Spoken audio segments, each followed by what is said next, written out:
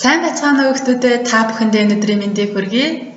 За бүгд дэвтрээ гаргаад өнөөдрийнхээ хичээлийг тэмдэглэж аваарай. Өнөөдрийн хичээлийн сэдэв бол Монголын эзэнт гүрэн унсан нь. За бүгд хичээлээ тэмдэглэж авсныхаа дараагаар багшийнхаа өгсөн даалгаврыг сурах бичгээ ашиглан хийгээд багшийнхаа мэйл хаяг руу явуулаарай. Багш нь даалгавруудыг маш сайн шалгаад дөнгөнд буцааж явуулах болно. Бүх сурагчтай амжилт хүсье. Өнөөдрийнхээ хичээлд идэвхтэй оролцоорой. За хүүхдүүдээ шинэ хичээлээ үзэхээс өмнөх хичээлээ баттган багшийнхаа бэлдсэн дараах асуултанд хариулна. Та бүхэн Чингис хааны тухай хэр сайн мэдэх вэ? Чингис хаан дэлхийд алдартай хүн болсны гол нууц юу вэ? Чингис хаан та нарын мэдих бусад хаа жанжтаас юугаараа давуу вэ? Эдгээр асуултыг дэвтэр дээрээ бичээд хариулаарай.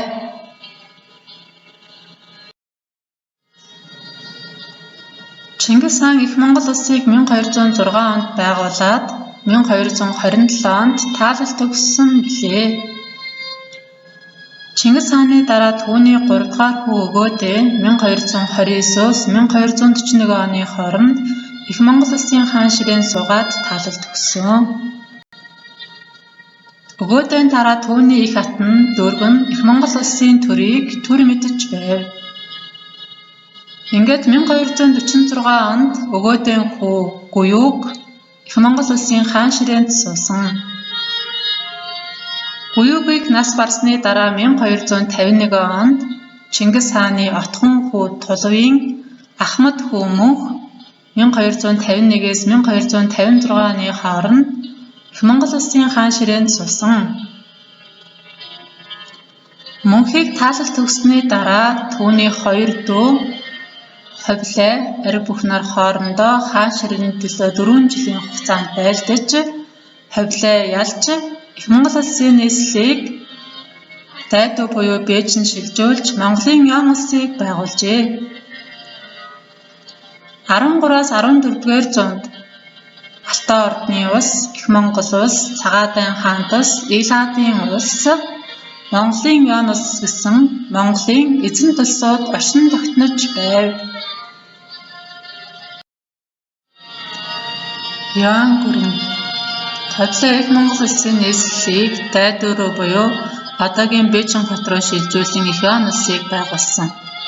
Тэр үеийн Уйгуул Монгол орныг Давааны арын Монгол буюу Хар хорин муж хэмээн нэрлэжээ. Хүүхдүүдээ дараах чухал он тооллуудыг дэвтэр дээрээ тэмдэглэж аваарай. 1260 онд Ховлай хаан суусан, 1271 онд Монголын Ян гүрнийг байгуулсан. 1294 онд Ховлай хаан нас барсан. 1295-аас 1333 оны хооронд 14 их хаан солигдсон Ян улсын төрийг барьжээ. 1333-аас 1368 онд Тогоон Төмөр хаан төрийг барьж байсан. 1366 онд Ян улсад Улаан алчууртны бослого гарсан. Ингээд 1368 онд Улаан алчууртны бослогоос олж Монголын эзэнт гүрэн унсан. Ян улс нь маш хүчирхэг улс байсан бөгөөд 1279 онд Өмнөд Цон улсыг эзэлсэн. Ингээд 1274-өөс 1296 онд Ян улс нь Японыг эзлэхээр хэд хэдэн удаа давталсан ч далайн хар шуурга тохиолдож амжилтгүй болсон. За Ян гүрний үед буддын шашныг төрийн шашин болгон хаад найдуудын хэмжээнд маш өндөр хэмжээнд шүтэж байв. Ян улсын төрийн бодлого. За сурагчид та бүхэн өмнөх хичээлүүдээрээ Ян улсын талаар илүү сайн судалсан байгаа. Багш нь өнөөдөр та бүхэнд нэмэлт мэдээллүүдийг хүргэж байна. Хятад болон эзлэгдсэн бусад улс оронд ноёрхлоо бэхжүүлэх, эрх мэдлийнхээ хүрээг аль болохоор өргөдөхөд бодлогоо чиглүүлж байв. Ян улсын үед зоосны зэрэгцээ 7 янзын цаасан мөнгө гарган гүйлгээнд оруулсан. хүн амыг бүхэлд нь 10 зэрэгт хувааж алба татварын нэгдсэн системийг тогтоосон байна. 13-аас 14-р зууны Монголын эзэнт гүрэн ба дэлхий дахин 13-р зууны үед дэлхий даяар улс төрийн байдал тогтворгүй байв. Юуны өмнө дайн байлдааны хүлд суурьсан хот суурингуудыг сэргээхэд Монгол хаад анхаарч байв. Монгол хаад үлэмж тооны хүн амыг захирч байсны нууц нь хуулийн тэгш байдал, хүний хүч нөөцийн зөв зохион байгуулалт, хүн бүртээ тохирсон ажлыг нь оноож байсан эдл юм. Аз Европыг дамнан тогтсон Монголын эзэнт гүрэн дэлхийн чөлөөт худалдааны бүсийг бий болгосон. Монголын гадаад харилцаанд алт мөнгө хүрэл гэрээгээтэй элч нарт чухал үүрэг гүйцэтгэж байв.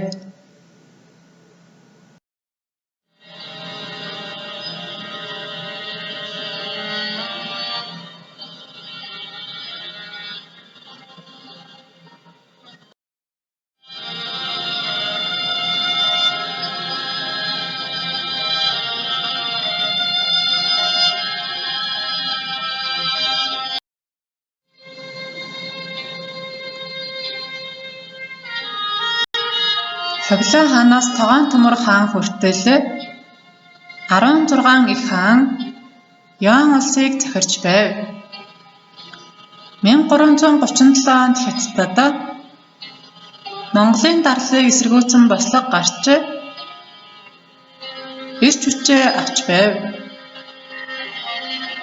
Босгочид улаан алчуураар толгой боосноос түүхний явдлыг улаан алчуурдны бослого хэмээн тэмдэглэжээ.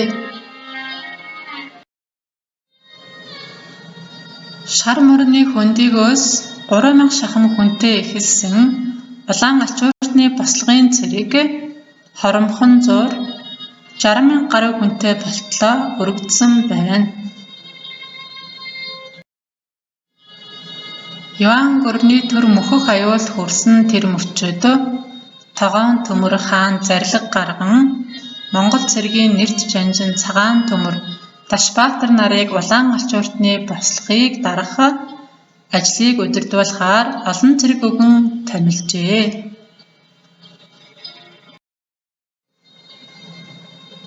Тогоон Төмөр хааны зарлиг ёсоор буцаан татагдах ёстой тэр олон монгол цэргүүд нэгэнт умардад явж чадахгүй болсноос өөрсдийн бүх хүчийг Юнанд төвлөрүүлсэн юм. Юнанд бүгд 2000 гаруй монгол цэрэг цугларан Хятад цэргийн давталгааныг 1381 он хүртэл няцааж байжээ. Тэд 1381 онд ялагдан ихэнх нь хятагдж хагас зарим нь талж бутарсан байна. Одоо Юнанд 6000 гаруй монгол хүний хойч үе ошин амьдарсаар байна.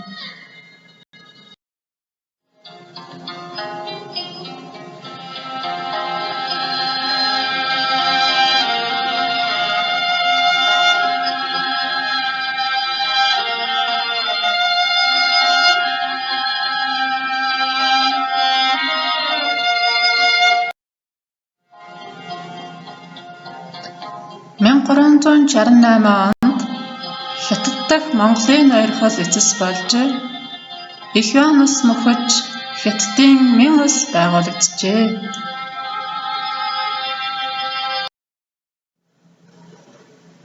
Аз Европыг эзэгнэхэн оршиж байсан Монголын эзэнт улсуудын уналт 1351-ээс 1352 онд Иранд том бослого хөдөлгөөн гарчээ.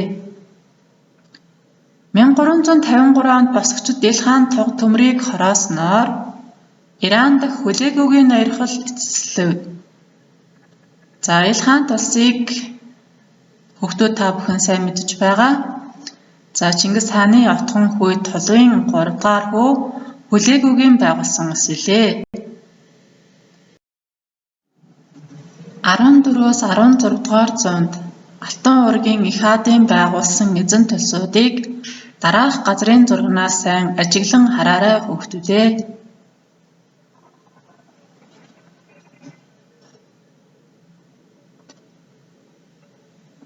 За энэ их том эзэнт улсууд маань дотоодын хямралаас болж бүгд одоо 16 дугаар зууны ихэнхийдөө л тарж батарсан.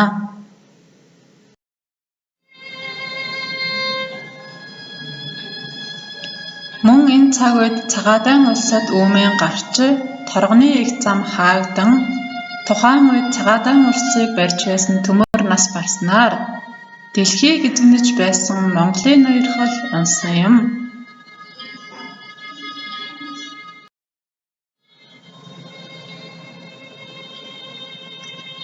Түүхэн сургамж, давлан төмрийн хараал. Нэгэнтээ Аз дорн дахны орнуудыг чичрүүлж явсан Чингис хааны Улаанбаатар алтан ургийн хүргэн энэ агуу жанжны бунхан нь идүүгээ Самарканд хотод бивэлээ. 1941 оны 6 дугаар сард бунханыг мартах ажил Сталины даалгавраар эхэлсэн бөгөөд бунхан дээрх хөндвөл ихтайн эхлэн гэсэн гэрээслэлийг үл тоон ухаж түүний шарлыг гаргаж ирсний маргааш өглөө 1946 оны 6 дугаар сарын 22-нд Германтууд Орос руу давталсан билээ. Гавлыг нь судаж нүүр царайныхын төрхийг сэргээж Сталинд харуулад шарлыг буцааж бунханд хийснээр Оросууд анхны ялалтаа Сталинградын тулдаанд авсан гэдгээ.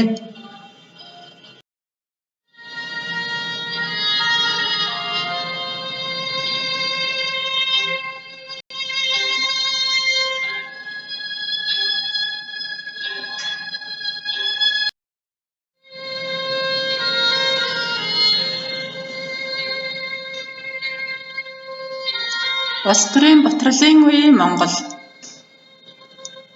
Монголчууд алдсан ноёрхлоо эргүүлж авахын төлөө Хятадууд монголчуудыг иргэшээлдээ оруулж авахаар харилцан тэмцэлдэж байсан нь энэ цаг үеийн онцлог байв.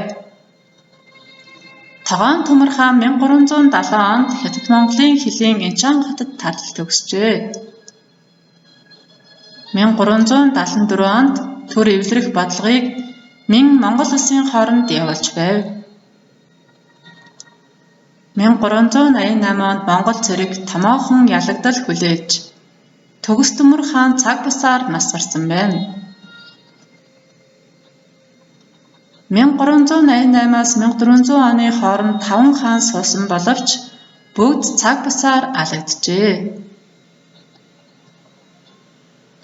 Ийхүү нэгэн цаг үе дэлхийг эзэгнэн байсан Монголын эзэнт гүрэн унсан билээ.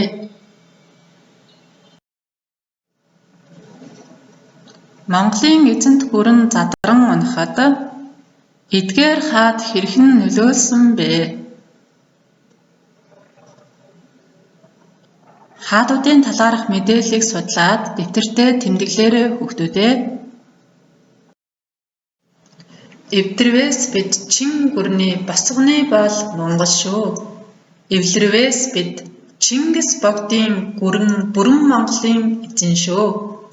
Нэгэн цагт дэлхийн талыг эзэгнэн байсан Монголын эзэнт гүрэн нуран унсан гол шалтгаан нь хаан ширээний төлөөх дотоод тэнцлээс болсон билээ. Сурагчид та бүхэн Монголын эзэнт гүрэн нуран унсан шалтгааныг юу гэж бодож байна вэ? Өөрсдийн санал бодлоо дэвтэртээ бичээд багшийнхаа мэйл хаяг руу явуулаарай. Өнөөдрийн хичээлд төвтэй оролцсон бүх сурагчдаа баярлалаа.